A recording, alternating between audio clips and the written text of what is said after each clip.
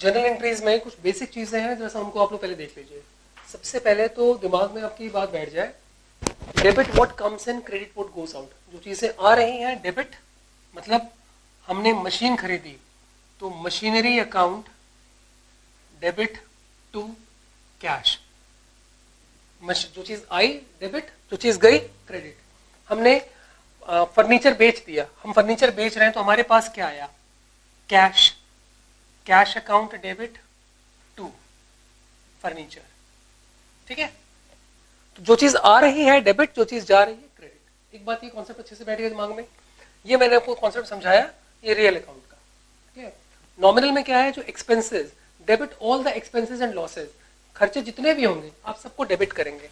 खर्चा मतलब rent account debit to cash account. आपने पे कर दिया तो एंट्री हो गई rent account debit to cash account. अब अगर मान लीजिए क्वेश्चन में बोल देता है कि रेंट आपने पे नहीं किया, रेंट अभी due, rent due but not paid, due है लेकिन पेमेंट नहीं हुआ है, तो एंट्री क्या पास करेंगे,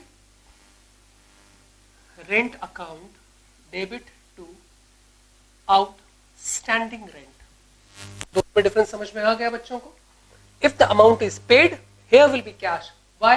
because cash is the real account and it the cash is going on. Cash हमारे पास से जा रहा है। यहाँ पे पेमेंट अभी बाकी है तो हमने आउटस्टैंडिंग रेंट लिख दिया। क्लियर? परचेज वाले में जरा आप एक चीज को देखिएगा, अगर यहाँ मशीनरी हम परचेज कर रहे होते और कैश के अगेंस्ट में, तो हमने मशीनरी डेबिट टू कैश। अगर लिख दिया होता मशीनरी हमने अंबानी से परचेज की है, लिखा है गुड्स, अरे मशीनरी परचेज फ्रॉम अंबानी, तो यहाँ पे लिखते हैं टू अंबानी। यहाँ पे हम कैश नहीं लिखते। क्यों? क्योंकि कैश लिखते तो वो चीज गलत हो जाती, हमारे पास से कैश नहीं जा रहा। Is that clear? उसके बाद जरूरी बात, कुछ बच्चों के दिमाग में होता है कि जो चीज खरीद रहे हैं वो सब डेबिट। तो अगर हमने गुड्स खरीदा तो कुछ बच्चे क्या करते हैं, लिख देते हैं goods account debit. Goods debit नहीं होगा। गुड्स की जगह क्या डेबिट होगा, गुड्स की जगह परचेज डेबिट होगा।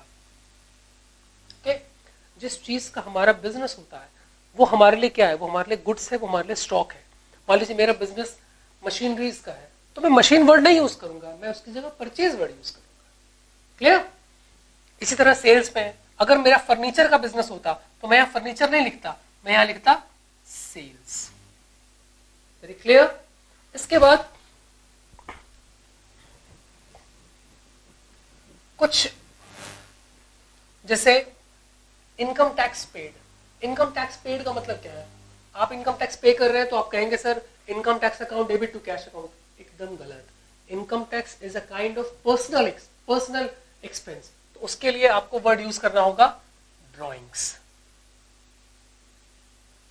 Drawings account debit to cash. ठीक है, मान लीजिए बोला है लाइफ इंश्योरेंस प्रीमियम पेड, तो लाइफ इंश्योरेंस प्रीमियम बिजनेस के लिए नहीं है, बिजनेसमैन के लिए, वो पर्सनल एक्सपेंस हो गया। आपको उसके लिए वर्ड यूज करना पड़ेगा यही, drawings account debit to cash. Okay, life हटा के अगर सिर्फ इंश्योरेंस प्रीमियम लिख दिया जाए तो आप यहां पर ड्रॉइंग नहीं लिखेंगे, आप यहां लिखेंगे इंश्योरेंस प्रीमियम। बच्चे बात समझ पाए? यहां लाइफ इंश्योरेंस प्रीमियम होता तो इसकी जगह हम ड्रॉइंग लिख देते, लेकिन इंश्योरेंस प्रीमियम नॉर्मली होता क्या है कि आप बिजनेस में हम लोग इंश्योरेंस करवाते हैं, अपने जो गुड्स वगैरह है उनका इंश्योरेंस करवाते हैं, वो बिजनेस एक्सपेंस है। लेकिन लाइफ का इंश्योरेंस कराएंगे तो that will be drawings account debit to cash. Okay, इसी से रिलेटेड कुछ और चीजें हैं। मान लीजिए अगर लिखा हुआ है कि goods distributed as free samples. Free sample, आपने गुड्स फ्री सैंपल के रूप में डिस्ट्रीब्यूट कर दिए। तो जब हम गुड्स फ्री सैंपल के रूप में डिस्ट्रीब्यूट कर रहे हैं तो वो है क्या, बेसिकली दैट इज एडवर्टीजमेंट। तो एंट्री क्या होगी, एडवर्टीजमेंट अकाउंट डेबिट टू। अब यहां पर अगर आपने कैश लिखा तो गलत। क्यों? You are distributing what, goods, and for you goods is purchases, तो एंट्री ये होगी। क्लियर? एक एग्जांपल देता हूं। मान लीजिए आप दिव्या को ले लीजिए, दिव्या की शॉप है। ठीक है, दिव्या की शॉप है, मान लीजिए पैटीज की या पेस्ट्री की शॉप है। ठीक है, अब आज इन्होंने सुबह सुबह 20,000 की पेस्ट्रीज परचेज कर ली। तो जब ये पेस्ट्रीज परचेज करेंगे तो इनकी एंट्री क्या होगी? पेस्ट्री की purchases, yes, purchases account debit to, अगर कैश पे किया है तो कैश, और नहीं तो जिससे परचेज किया है बेकर्स से, तो यहाँ पे बेकर्स किंग लिख दिया इन्होंने। क्लियर? तो ये हो गया 20,000 की पेस्ट्री आ गई, 20,000 की पेस्ट्री हमारे इनके शॉप पे आ गई। अब अगर इन्होंने 7,000 की पेस्ट्रीज बेच दी तो इनकी एंट्री क्या होगी? इसको जरा सब बच्चे ध्यान से समझें। मैं समझा रहा हूं कि इस 20,000 में से दिव्या ने 7,000 की पेस्ट्रीज बेच दी, तो एंट्री हो जाएगी cash account to sales. Pastry word नहीं लिखेंगे क्योंकि इनका ये स्टॉक है 7,000। ठीक है। फिर थोड़ी देर बाद अमन आया, अमन ने कहा आज मेरा बर्थडे है, 1,000 रुपए की पेस्ट्री चाहिए। तो दिव्या ने कहा कि ठीक है 1,000 रुपए दो, पेस्ट्री ले जाओ। तो अमन मुस्कुरा दिया, अरे पैसा नहीं है, बाद में दे देंगे, मतलब क्रेडिट पे, उधार। एंट्री अब कैश नहीं होगा, अब यहाँ पे कैश की जगह क्या लिखेंगे? अमन डेबिट टू सेल्स 1,000। बच्चे बात समझ में आए? दोनों में यहां बेचा है कैश के अगेंस्ट, यहां क्रेडिट, उधार। अमन को उधार बेचा है। थर्ड, 2 बज गया, अभी तक दिव्या के घर से लंच नहीं आया, इसी में से इन्होंने 10,000 रुपए का पेस्ट्री, अरे 10,000 का 100 रुपए का पेस्ट्री खा लिया। तो उसकी एंट्री क्या हो जाएगी? Drawings account debit to purchases account, 100 रुपए का खुद कंज्यूम कर लिया इन्होंने, तो drawings to purchase, drawings to cash word मत कर दीजिएगा। दिव्या ने कैश नहीं खा लिया है, अपना स्टॉक कंज्यूम कर लिया है। क्लियर? बात समझ में आई? फोर्थ देखिए, अगर मान लीजिए कोई बेगर आ गया, उसने दिव्या से कहा कि अरे भाई कुछ पैसा दे दीजिए मैडम। दिव्या ने क्या किया? उठा के एक पेस्ट्री 50 रुपए की उसको दे दिया, लो खाओ। एंट्री क्या हो जाएगी? यहां पे ड्रॉइंग्स वर्ड की जगह चैरिटी टू, कैश नहीं, पैसा नहीं दिया, पेस्ट्री उठा के दे दिया है, तो यहां पर टू परचेजेस अकाउंट। क्लियर? समझ बात है?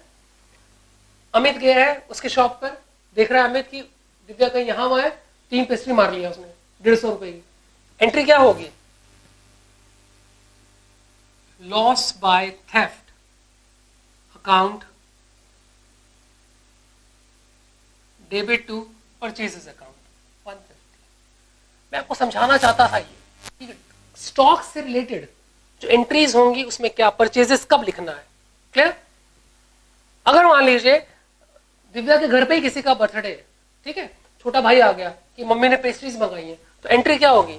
वहां पे drawings account debit to purchases. ठीक है, इतनी बातें बच्चे के दिमाग में बैठी।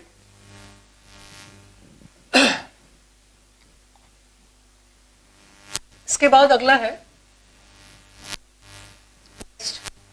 अगर मान लीजिए हम लोग इंटरेस्ट, बैंक हमें इंटरेस्ट अलाउ कर रहा है, तो एंट्री क्या होगी? बैंकिंग ट्रांजेक्शन में समझो बात कर रहा हूं। अगर बैंक में पहले आप समझिए कि हम पैसा डिपॉजिट कर रहे हैं, तो अगर हमने बैंक में पैसा डिपॉजिट किया तो एंट्री हो जाएगी bank account to cash account. मान लीजिए 1,000 रुपए हमने बैंक में डिपॉजिट किया, ठीक है, हमने बैंक से विड्रॉ किया, पैसा हमने बैंक से निकाला, कैश आया हमारे पास और हमारा बैंक कम हो गया। ठीक है। थर्ड, हमने अमन को चेक इश्यू किया, अमन को चेक इश्यू किया, debit the receiver credit the giver, Aman is the receiver, that's why Aman is debited. 2, हमारा क्या कम हो गया? बैंक कम हो गया, 100 रुपए का चेक हमने अमन को इश्यू कर दिया। ठीक है। अलीशा से मुझे चेक मिला, तो अलीशा से मुझे चेक मिल रहा है, तो मैं यहाँ पे बैंक सीधे नहीं लिख सकता, मैं यहां लिखूंगा cheque in hand debit to Alisha 500। ठीक है। अब आपके दिमाग में सर पैसा जा रहा था आपने बैंक लिख दिया, अलीशा से चेक मिल रहा है बैंक क्यों नहीं लिखा आपने? क्योंकि मैंने आज बैंक में डिपॉजिट नहीं किया है। अगर मैं आज ही बैंक में डिपॉजिट कर देता, क्वेश्चन में बड़ा क्लियरली बोला होता check received and deposited into the bank on the same day, then only we can mention here bank. Otherwise we have to mention check in hand. Okay? Bank जब हमें interest देता है, हम bank में deposit करते हैं तो उससे इंटरेस्ट मिलता है हमें, तो वो इंटरेस्ट के लिए हम क्या पास करेंगे? If the interest is allowed by the bank, bank ने हमें इंटरेस्ट दिया, हमारा बैंक अकाउंट बढ़ जाएगा. Bank account debit to interest. ठीक है. हम और आप जब बैंक की फैसिलिटीज वगैरह अवेल करते हैं तो हमारे कुछ चार्जेस लगते हैं, जैसे SMS अलर्ट है, ATM चार्जेस है. तो इन चीजों के लिए एंट्री क्या होगी? Bank charges. जो भी हमारे नुकसान है या खर्चे हैं हम क्या करते हैं? डेबिट. यहाँ इंटरेस्ट हमारी इनकम थी इसलिए क्रेडिट, यहाँ बैंक चार्जेस हमारा खर्चा है इसलिए डेबिट. 2, यहाँ पर कैश वर्ड नहीं, यहाँ पर बैंक. क्यों?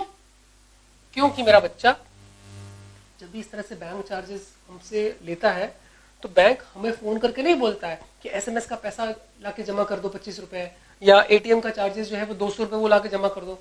हमारा अकाउंट है वो वहीं से उतना पैसा विड्रॉ करा लेते. ठीक है, क्लियर है बात है?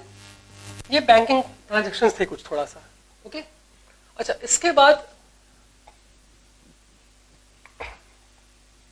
अगर मान लीजिए लिखा हुआ है bad debts recovered from Amit, हम एंट्री पास करेंगे cash account debit to bad debts recovered. यहां अमित का नाम नहीं होगा. क्यों नहीं होगा? मेरा बच्चा बैड डेब्ट्स का मतलब ही क्या होता है? जो पैसा डूब चुका. यार जब पैसा डूब चुका है तो हमारे अकाउंट में अमित का नाम वैसे ही नहीं होगा. भाई जब मुझे मालूम है कि ये बच्चा अब इंडिया में नहीं है, मैंने इसका नाम अकाउंट से काट दिया, फिर 3 साल बाद ये वापस आया, सर मेरा फीस रह गया था, ये पैसा आप ले लीजिए. तो जब एंट्री पास करूंगा तो मैं cash account debit to Aman नहीं लिख सकता, मुझे cash account debit to bad डेब्ट रिकवर्ड. ओके. जब हम कोई असेट्स यूज करते हैं तो वो डेप्रिशिएट जब होती है तो उसका जो डेप्रिशिएशन है उसके लिए एंट्री पास होती है depreciation account debit to machine या फर्नीचर. ठीक है. डेप्रिशिएशन में कभी भी मेरा बच्चा कैश नहीं हो सकता. डेप्रिशिएशन क्या है? एक ऐसा एक्सपेंस है जिससे हमारी एसेट की वैल्यू कम हो रही है. हम किसी को कैश थोड़ी देते हैं. आप जब आते हैं कोचिंग में तो जिस ये टेबल चेयर पे बैठते हैं तो ये डेप्रिशिएट हो रहा है. ऐसा थोड़ी ना है कि इस चेयर या टेबल के नीचे कुछ पैसे लगे हुए हैं, आप रोज थोड़ा सा खींच के ले जाते हैं. ऐसा नहीं ना. कोई कैश वहां पे लॉस नहीं हो रहा. इतनी बातें क्लियर हुई आप लोगों को?